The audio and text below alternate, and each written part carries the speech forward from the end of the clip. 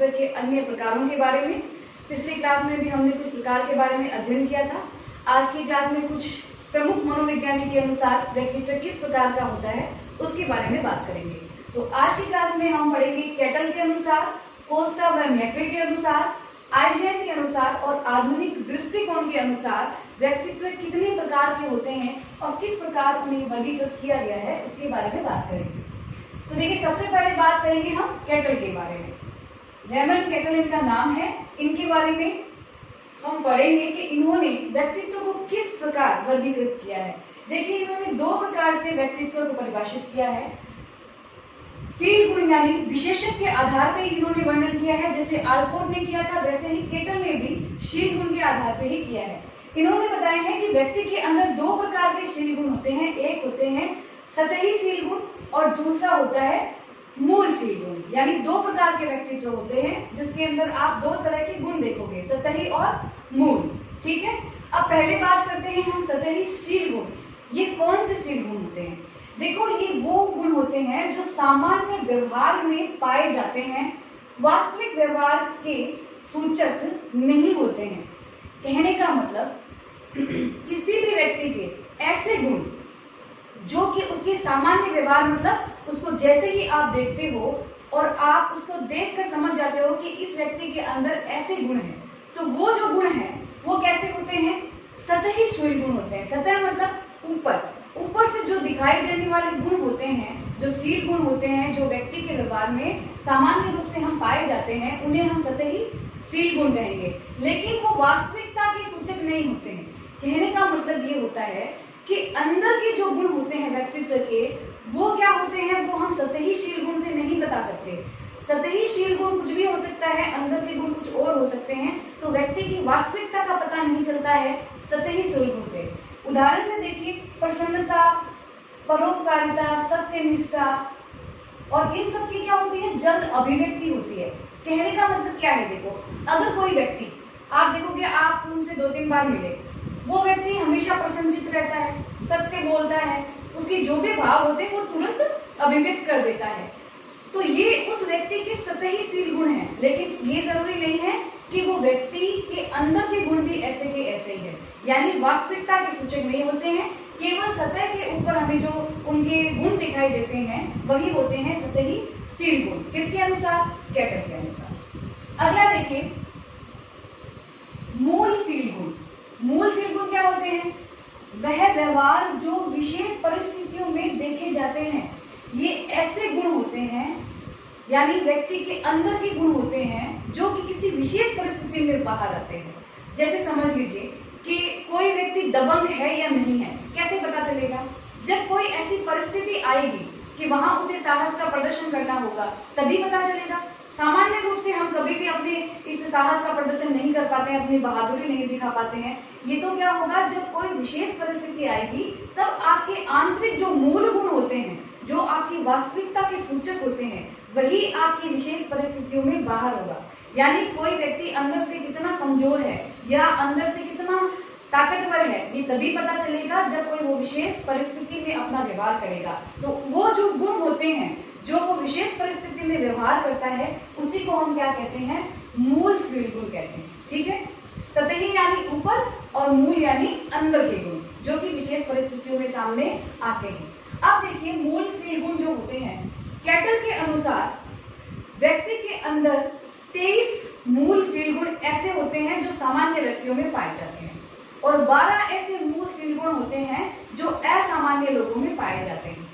लेकिन उन्होंने बताया कि जो 23 गुण हैं जो सामान्य व्यक्तियों में पाए जाते हैं, उनमें से महत्वपूर्ण कितने हैं?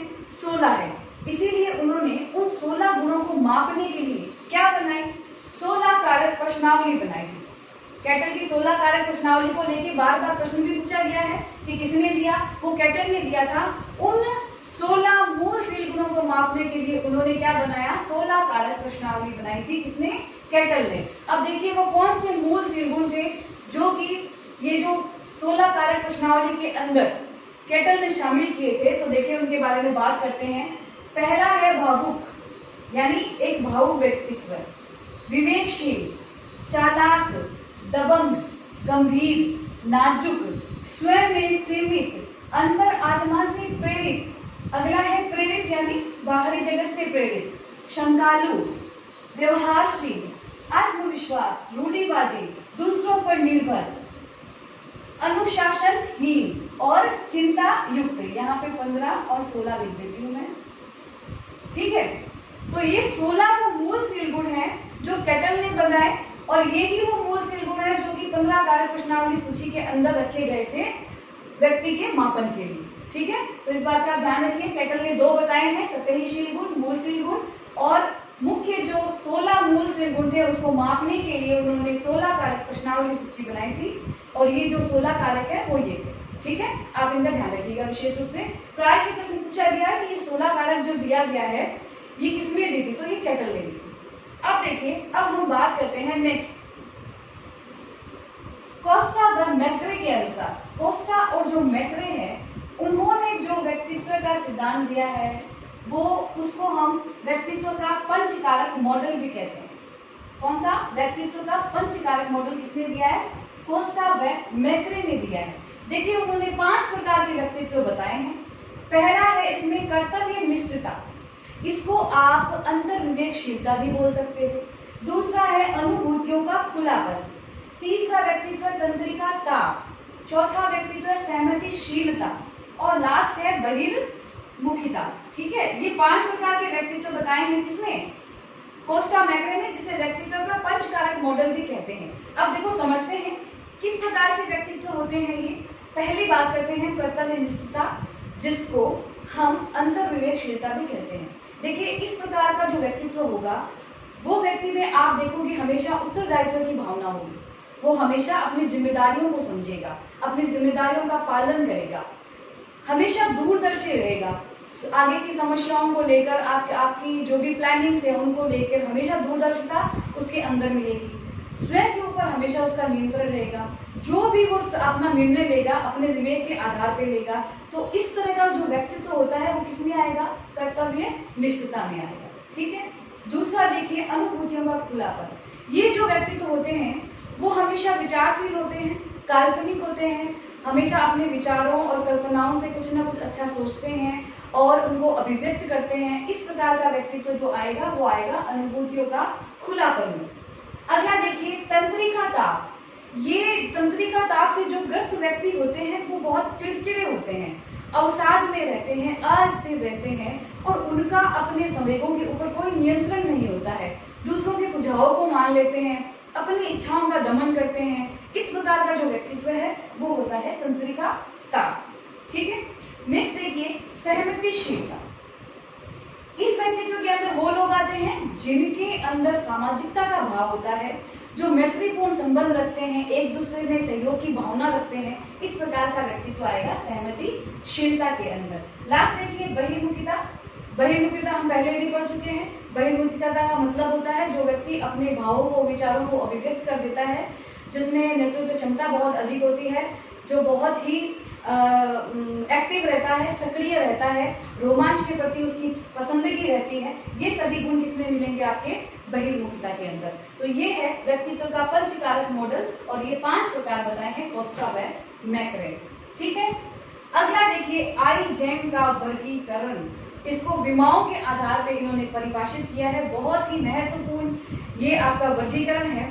देखिए, आईजेन का जो वर्गीकरण है वो आप देखिए जुंग से थोड़ा सा संबंधित है। यहाँ पे आप अंतर्मुखी और बहिर्मुखी देख रहे हो, राइट। तो ये जुंग से सहमत थे, लेकिन इन्होंने देखिए 10,000 सामान्य और तंत्रिका रोगियों से ग्रस्त जो लोग हैं उनके ऊपर अध्ययन किया। अध्ययन करके उन्होंने जुंग का जो अंतर्मुखी बहिर्मुखी कंसेप्ट है वो उनसे सहमत है, लेकिन वो एक बात कहते हैं कि अंतर्मुखी और बहिर्मुखी जो होते हैं वो अलग अलग नहीं है, एक ही व्यक्ति के विपरीत गुण है। यानी जो अंतर्मुखी है उसका विपरीत गुण क्या है? बहिर्मुखी है। तो हम इसे एक ही प्रकार में रख सकते हैं, एक ही विमा के आधार पे पढ़ सकते हैं। हाँ, बस ये जो विमा होती है वो 2 ध्रुवीय होती है, एक ध्रुव इसका ये है और एक ध्रुव ये है। ये जो दोनों हम विमाएं पढ़ रहे हैं, आइजेन के अनुसार कोई भी गुण किसी व्यक्ति में अधिक और कम हो सकता है। इसका एक पक्ष भारी हो सकता है और एक पक्ष कम हो सकता है, लेकिन इसे हम एक ही प्रकार में पढ़ सकते हैं क्योंकि ये क्या है? एक दूसरे के विपरीत है। तो ये मानना था आइजेन का। अब देखिए इन्होंने 3 विमाएं बताई है, अंतर्मुखी, बहिर्मुखी, मनोविकृति यानी भाव और सुपर ईगो की क्रियाएं, तंत्रिकाता और स्थिरता। ये एक एक विमाएं हैं जिसके 2 ध्रुव होते हैं, एक ही व्यक्ति के विपरीत गुण होते हैं। इस प्रकार से व्यक्तित्व का वर्गीकरण किसने किया है? आइजेन ने किया है। तो देखिए सबसे पहले बात करते हैं हम अंतर्मुखी व्यक्तित्व के बारे में। जैसा कि हम पढ़ चुके हैं, जो स्वयं के विचारों तक ही सीमित रहता है, जो सिर्फ अपने ऊपर ही केंद्रित रहता है, एकांत उसे पसंद होता है, लेखक प्रकार का इसका एक व्यक्तित्व होता है, लिखना पढ़ना इन्हें पसंद आता है, सामूहिकता का अभाव होता है। ऐसा हम पहले भी जुग के अंदर पढ़ चुके हैं, ये वही बात है। और इसी के विपरीत क्या होता है? बहिर्मुखी होता है। यहाँ देखो समाज के प्रति एक इनका रुझान होता है, ये समाज के प्रति क्या होते हैं? विमुख होते हैं, और ये क्या होते हैं? उन्मुख होते हैं। ठीक है, बाकी इनकी विशेषताएं हम जुग के अंदर पढ़ चुके हैं। तो आप देखिए कोई भी व्यक्ति है, समझ लीजिए उसमें सामाजिकता का भाव ज्यादा है, मिलता जुलता अधिक है, एकांत में कम रहता है, तो हम ये कह सकते हैं कि आइजेन के वर्गीकरण के अंदर उसकी इस विमा का पक्ष भारी है, वो ज्यादा बहिर्मुखी है और अंतर्मुखी क्या है? कम है, ये गुण उसके अंदर कम है। इस प्रकार हम विमा को परिभाषित कर सकते हैं। अगर कोई एकांत में ज्यादा रहता है तो आप क्या कहोगे? उसमें अंतर्मुखी जो विमा है, जो ध्रुव है, वो पक्ष भारी है और बहिर्मुखी का कम है। तो हम एक ही प्रकार में पढ़ सकते हैं अंतर्मुखी और बहिर्मुखी को। ठीक है, नेक्स्ट देखिए मनोविकृति, भाव या फिर सुपर ईगो की प्रक्रिया। यहाँ पे जो मनोविकृति बताए जा रहे हैं, आइजेन बोलते हैं ये एक मानसिक रोग की तरह होता है। ये जो व्यक्ति होते हैं मनोविकृति वाले, इनकी स्मृति बहुत कम होती है, बहुत जल्दी भूलते हैं, क्रोधी प्रवृत्ति के होते हैं, क्रूरता होती है इनके अंदर, किसी की सहयोग की भावना नहीं होती, दूसरों के प्रति ईर्ष्या रखते हैं, जलन की भावना रखते हैं। तो इस प्रकार का विकृति वाला, एक मनोविकृति वाला इनका स्वभाव देखोगे, जिसके अंदर मनोवृत्ति भाव ज्यादा होंगे। इसके विपरीत आप क्या देखोगे? सुपर ईगो की क्रिया, यानी जो हमने मनोविकृति की पढ़े वो विशेषताएं क्या हो जाती है? उल्टी हो जाती है। ये लोग की स्मृति अच्छी होती है, ये लोगों की सहायता करते हैं, प्रेमपूर्ण व्यवहार करते हैं, नैतिकता का गुण होता है इनके अंदर, आदर्शता का गुण होता है इनके अंदर, वो हो जाती है आपकी सुपर ईगो की क्रिया। ठीक है, तीसरी विमा देखिए तंत्रिका ताप, जो हमने अभी जस्ट पढ़ा था। बनान क्या है यहाँ पे? यानी दूसरा ध्रुव क्या है? स्थिरता। मुख्य बात ये होती है कि तंत्रिका ताप वाले जो व्यक्ति होते हैं ये अस्थिर होते हैं, क्योंकि इनका अपने संवेगों के ऊपर नियंत्रण नहीं होता है। और ऑपोजिट में हम क्या पढ़ रहे हैं? इसी के विपरीत गुण स्थिरता, इनके अंदर संवेगों के ऊपर नियंत्रण करने की क्षमता होती है। तो ये क्या होंगे तंत्रिका ताप वाले? ये तो चिड़चिड़े मिलेंगे आपको, इनका स्वभाव अच्छा नहीं होगा, सृजनात्मकता भी अच्छी नहीं होगी इनके अंदर, अपनी इच्छाओं को ये हमेशा दबाएंगे, एक अच्छा व्यक्तित्व आपको नहीं दिखेगा। और इसके विपरीत जो स्थिर व्यक्ति होंगे वो हमेशा अपने जीवन में एक सही निर्णय लेंगे, अपने संवेगों को नियंत्रित रखेंगे और जीवन में सभी काम को अच्छी प्रकार से करेंगे। तो ये हो गया तंत्रिका ताप और ये स्थिरता। तो इस प्रकार 3 विमाओं के आधार पे आइजेन का वर्गीकरण हमने पढ़ लिया है। ठीक है, नेक्स्ट बात करते हैं हम आधुनिक दृष्टिकोण के अनुसार। आधुनिक दृष्टिकोण के अनुसार देखिए 3 प्रकार का व्यक्तित्व है, विचारशील, भावुक और कर्मशील। ठीक है, देखो विचार से समझ में आ रहा है कि विचार कहाँ आते हैं? हमारे मस्तिष्क में। तो यहाँ पे क्या है? हेड एक्टिव रहता है। भावुक यानी ये हमारे हृदय से संबंधित है, तो हार्ट एक्टिव, यहाँ पे जो हार्ट होता है वो एक्टिव होता है। तीसरा है कर्मशील। कर्मशील वो व्यक्ति जिसके हैंड एक्टिव होते हैं। ठीक है, ये जो विचारशील जो लोग होते हैं वो कोई भी काम करने में दिल से ज्यादा दिमाग की सुनते हैं। दूसरे जो भावुक वाले लोग होते हैं ये दिमाग से ज्यादा अपने दिल की बात सुनते हैं। और जो कर्मशील होते हैं वो बैलेंस होते हैं और अपने काम पे ज्यादा ध्यान देते हैं, मतलब अपनी क्रियाओं पर ज्यादा उनका ध्यान देता है, वो कर्मशील व्यक्तित्व होता है। ठीक है, इसीलिए कहा जाता है जो विचारशील लोग होते हैं उसे हम क्या कहेंगे? Man of thoughts. भावुक जो होंगे उन्हें हम कहेंगे मैन ऑफ फीलिंग, और कर्मशील जो होंगे उन्हें हम कहेंगे मैन ऑफ एक्शन। तो ये 3 प्रकार के व्यक्तित्व है आधुनिक दृष्टिकोण के अनुसार। अब यहाँ पे देखिए भावुक दृष्टिकोण के अंदर मार्गन और गिलिलैंड ने जो ये भावुक व्यक्तित्व है इसको 4 प्रकार से परिभाषित किया। ये बोले कि जो भावुक व्यक्तित्व है ये 4 प्रकार का होता है। एक वो भावुक होते हैं जो प्रसन्न चित्त होते हैं, दूसरे वो जो उदासीन होते हैं, तीसरे वो चिड़चिड़ापन और चौथा वो जो अस्थिर होते हैं। ये चारों क्या है, किसके प्रकार है, भावुक व्यक्तित्व के प्रकार है, जो किसने बताए हैं, मॉर्गन और गिलिलेन ने बताए हैं। ठीक है, तो आप इसका स्क्रीनशॉट लीजिए। चलिए अब आगे देखते हैं। हमने व्यक्तित्व के जितने भी प्रकार है अलग अलग मनोवैज्ञानिकों के अनुसार वो हमने पढ़ लिए। अब हम बात करेंगे व्यक्तित्व को प्रभावित करने वाले कौन से कारक होते हैं, मतलब वो ऐसे कौन से कारक है जिससे कि व्यक्तित्व का जो व्यक्तित्व होता है व्यक्ति का वो प्रभावित होता है, और व्यक्तित्व अलग अलग क्यों होता है, कैसे कैसे परिवेश में किस प्रकार का व्यक्तित्व निर्माण होता है, उसका कारण क्या होता है, उसके बारे में बात करेंगे। तो देखिए हम बात करते हैं सबसे पहले वंशानुक्रम के बारे में। तो ये है मुख्य महत्वपूर्ण कारक जो व्यक्ति के व्यक्तित्व को प्रभावित करते हैं। सबसे पहला है वंशानुक्रम। देखिए बहुत सारे मनोवैज्ञानिक है जो ये कहते हैं कि वंशानुक्रम का प्रभाव पड़ता है व्यक्तित्व के अंदर, लेकिन मुख्य रूप से फ्रांसिस गाल्टन जो है वो कहते हैं, उनका मानना यह है कि व्यक्ति के अंदर जो शारीरिक और मानसिक रूप से जो भिन्नता पाई जाती है जिससे कि उसके व्यक्तित्व का निर्माण होता है, उसका कारण क्या होता है, वंशानुक्रम होता है।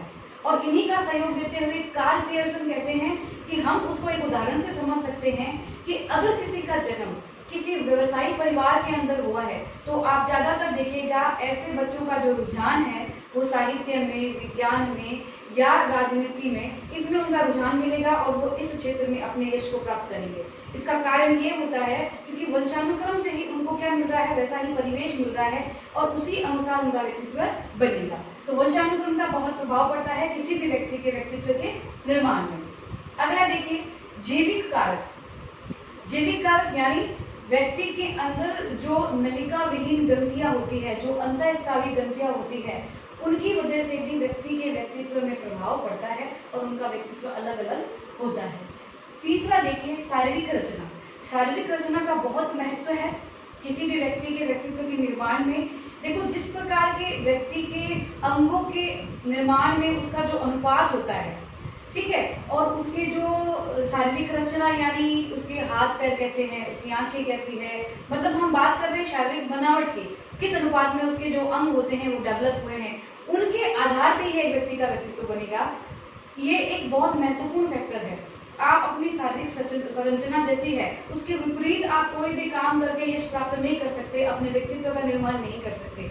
जैसे अगर उदाहरण दिया जाए तो अगर किसी व्यक्ति की हाइट कम है, उसके पैर छोटे हैं, तो वो जीवन में कभी भी बहुत अच्छा धावक नहीं बन सकता और उस क्षेत्र में यश प्राप्त करके अपने एक अच्छे व्यक्तित्व का निर्माण नहीं कर सकता, क्योंकि ये बहुत बड़ा फैक्टर है शारीरिक रचना। जैसी रचना होगी आपके शरीर की उसी प्रकार का आपका व्यक्तित्व होगा। अगला देखिए दैहिक प्रवृत्तियां। जो दैहिक प्रवृत्तियां होती है इसकी वजह से बॉडी के अंदर क्या होते हैं, रासायनिक परिवर्तन होते हैं। इसी वजह से जो आप बच्चों या व्यक्तियों के अंदर उनका एक व्यवहार देखते हो कि किसी चीज के प्रति वो वांछनीय व्यवहार करते हैं, कहीं वो अवांछनीय व्यवहार करते हैं, कुछ सक्रिय होते हैं, कुछ निष्क्रिय होते हैं और कुछ बहुत महत्वाकांक्षी होते हैं और किसी के अंदर कोई आकांक्षा नहीं होती है। ये सभी जो आप प्रवृत्ति देखते हो वो होती है दैहिक प्रवृत्तियां, जो कि रासायनिक परिवर्तन के कारण आती है। तो जिस प्रकार का आपकी दैहिक प्रवृत्तियां होगी उसी अनुरूप व्यक्ति का क्या बन जाएगा, व्यक्तित्व बन जाएगा। अगला देखिए मानसिक योग्यता। जिस व्यक्ति की मानसिक योग्यता उत्तम है वो व्यक्ति समाज के जो भी नियम कानून परंपराएं प्रतिमान जो बनाए हुए हैं उन्हें समझ लेता है, उनके अकॉर्डिंग अपने आप को ढाल लेता है, तो उसका एक व्यक्तित्व जो बनता है समाज के अंदर बहुत अच्छा बन जाता है। और वहीं जो मानसिक योग्यता कम रखते हैं वो लोग समायोजन स्थापित नहीं कर पाते, उन प्रतिमानों को अपने जीवन में उतार नहीं पाते हैं, इसीलिए उनका जो व्यक्तित्व है उनकी तुलना में जिनकी मानसिक योग्यता अच्छी होती है कम होता है। ठीक है, अगला देखिए विशिष्ट रुचि। देखिए व्यक्तित्व का जो निर्माण या विकास हम कह सकते हैं वो होता है व्यक्ति की सफलता के आधार पे। हम किसको कहते हैं कि बहुत अच्छा, हम उदाहरण किसके देते हैं, जिसने जीवन में सफलता हासिल की और हम कहते हैं कि वो व्यक्तित्व बहुत अच्छा है। कारण क्या है, सफलता। सफलता कैसे आती है, जब जीवन में किसी विशेष चीज के प्रति आपकी रुचि होती है। जैसे देखिए लता मंगेशकर, वो बहुत अच्छा व्यक्तित्व था, क्यों, क्योंकि उनके अंदर एक विशिष्ट रुचि थी और वो रुचि थी संगीत के प्रति उनकी रुचि, और उसी रुचि के द्वारा देखिए आज उन्होंने एक यश और प्रसिद्धि जो प्राप्त की है इस लेवल की, वो कारण क्या है उनकी विशिष्ट रुचि के आधार पर उन्होंने सफलता प्राप्त की और सफलता प्राप्त करने से ही उनका एक इतने बड़े व्यक्तित्व का निर्माण उनका हो गया। तो ये भी आपके व्यक्तित्व को प्रभावित करते हैं। नेक्स्ट देखिए भौतिक वातावरण। देखिए जिस तरह का भौतिक वातावरण है, जैसे हमारे राजस्थान का वातावरण बहुत गर्म है, ठीक है, टुंड्रा प्रदेश के जो लोग हैं वहाँ पे बहुत ठंड होती है। तो देखिए आप हर एक जगह भौतिक रूप से जो अलग अलग प्रदेश है उन्हीं के हिसाब से लोगों के जो व्यवहार है, जो उनके तरीके हैं वैसे अलग अलग होते हैं और उसी अनुरूप उनके क्या होता है, व्यक्तित्व का निर्माण होता है। जैसे ये जो एस्किमो के जो लोग रहते हैं उनका आप व्यवहार देखिए, बहुत अजीब तरीके से लोग होते हैं, उनसे इंटरेक्शन हमारा नहीं किया जा सकता है क्योंकि उनका परिवेश ही ऐसा है। तो भौतिक वातावरण भी प्रभावित करते हैं। नेक्स्ट देखिए सामाजिक वातावरण। देखो बालक जब जन्म लेता है तो वो एक मानव पशु होता है, पशु के समान ही, ना तो उसे बोलना आता है, ना खाना आता है, ना ही वो उसे कपड़े पहनना आता है। ये सब वो धीरे धीरे जैसे जैसे वो बड़ा होता है अपने परिवार में, समाज के अंदर, वो हर एक चीजों को सीखता है। और जिस तरह का आपका सामाजिक परिवेश है, आपका परिवार है जिसमें आप रह रहे हो, किस प्रकार की आपको शिक्षा दी जा रही है, उसी प्रकार के आपके व्यक्तित्व का निर्माण होता है। गैरिक कहते हैं कि बालक के जन्म से ही जो हमारा परिवार है या समाज है उसके व्यक्तित्व का निर्माण करने लग जाता है। अगला देखिए सांस्कृतिक वातावरण। समाज के व्यक्ति का निर्माण करता है। उस समाज के अंदर कैसी संस्कृति है, कैसे रीति रिवाज है, कैसी मान्यताएं हैं, उसी आधार पे उस व्यक्ति का व्यक्तित्व का निर्माण होता है। जैसे आदिवासी इलाके के जो व्यक्तित्व है वो अलग होंगे, हमारे क्षेत्र के जो लोग हैं उनका व्यक्तित्व अलग होगा। परिवार का प्रभाव। देखिए परिवार का बहुत ही महत्वपूर्ण प्रभाव पड़ता है क्योंकि हम सबसे पहले परिवार के अंदर ही रहते हैं, वहीं से हम सीखते हैं। तो देखिए अगर बालक का अच्छा व्यक्तित्व बनाना है तो परिवार के अंदर उनके संग प्रेमपूर्ण व्यवहार करना चाहिए, उनको एक स्वतंत्रता प्रदान करनी चाहिए, उन्हें सुरक्षित महसूस कराना चाहिए। तो ऐसे बच्चों के गुण आप क्या देखोगे, वो बच्चे बहुत बहादुर होंगे, आत्मनिर्भर होंगे, हमेशा सत्य बोलेंगे। इस प्रकार उनका एक अच्छा व्यक्तित्व बनेगा। और यदि इसके विपरीत होता है तो आप क्या देखोगे, वो जो बच्चे उनको प्रेमपूर्ण वातावरण नहीं मिलता, सुरक्षा नहीं मिलती, ऐसे बच्चे हमेशा झूठ बोलते हैं, दूसरों पर डिपेंडेंट रहते हैं, गलत प्रवृत्तियां उनके अंदर ज्यादा पाई जाती है। तो परिवार बहुत बड़ा फैक्टर है आपके व्यक्तित्व के निर्माण में। अगला देखिए विद्यालय का प्रभाव। विद्यालय का प्रभाव प्रत्यक्ष और अप्रत्यक्ष दोनों रूप से ऊपर पड़ता है व्यक्तित्व के ऊपर। जैसा परिवार वातावरण है विद्यालय का, जैसे वहाँ पे शिक्षक है, कैसी आपकी पाठ्यक्रम है, कैसी सहगामी जो क्रियाएं करवाई जाती है वो कैसी है, ये सभी मिलकर व्यक्ति के व्यक्तित्व को प्रभावित करती है। ठीक है। नेक्स्ट देखिए अन्य कारक जो व्यक्ति के व्यक्तित्व को प्रभावित करते हैं, जैसे पड़ोस यानी आस पड़ोस के जो लोग हैं, जैसे आपकी लोकेलिटी है वैसे ही आपका व्यक्तित्व बनेगा। जैसे समझ लो कि खराब माहौल में रह रहे हैं तो वहाँ के बच्चे जो बनेंगे वो चोर डाकू इस तरह के ही बनेंगे जो खराब बस्तियों में रहते हैं, क्योंकि परिवेश आसपास का वैसा ही है। अगर आस पड़ोस में आप देखिए जहाँ पे पढ़ने लिखने का माहौल है तो आप देखिए उस पूरे मोहल्ले के अंदर भी बच्चे पढ़ने के लिए वैसे रहेंगे, क्योंकि बहुत इफेक्ट पड़ता है। कारण कि बच्चा जब थोड़ा बड़ा हो जाता है तो अपने आस पड़ोस के साथ में बहुत ज्यादा समय व्यतीत करता है। सिनेमे का बहुत ज्यादा प्रभाव पड़ता है। आज के जो बच्चे होते हैं आप जानते हैं कि उनको सिनेमा में कितना इंटरेस्ट होता है, वो ऐसे ही कार्टून, ऐसे ही सीरियल्स और पिक्चर्स देखते हैं और उन्हें फॉलो करते हैं। तो जिस प्रकार का वो देखेंगे वैसा ही उनका आचरण बनता जाएगा। शारीरिक व मानसिक रोग, अगर इस प्रकार की कोई समस्या है तो उस व्यक्ति का व्यक्तित्व उतना अच्छा नहीं हो सकता जितना कि एक सामान्य बालक का हो सकता है। संवेगात्मक असंतुलन। संवेगात्मक असंतुलन की बहुत सारी कारण हो सकती है। जीवन में कभी कभी ऐसी घटनाएं हो जाती है जिसकी वजह से ये अस्थिरता या असंतुलन आ जाता है। जैसे समझिए एक छोटे बच्चे की माता पिता का देहांत अगर बचपन में हो जाता है, समझ लीजिए किसी के साथ कोई संबंध होता है तो वो टूट जाता है, तो इससे जो व्यक्ति होते हैं वो बहुत हिट हो जाते हैं और इसी वजह से संवेगात्मक असंतुलन बन जाता है और उसका जो व्यक्तित्व है वो अच्छा नहीं बन पाता।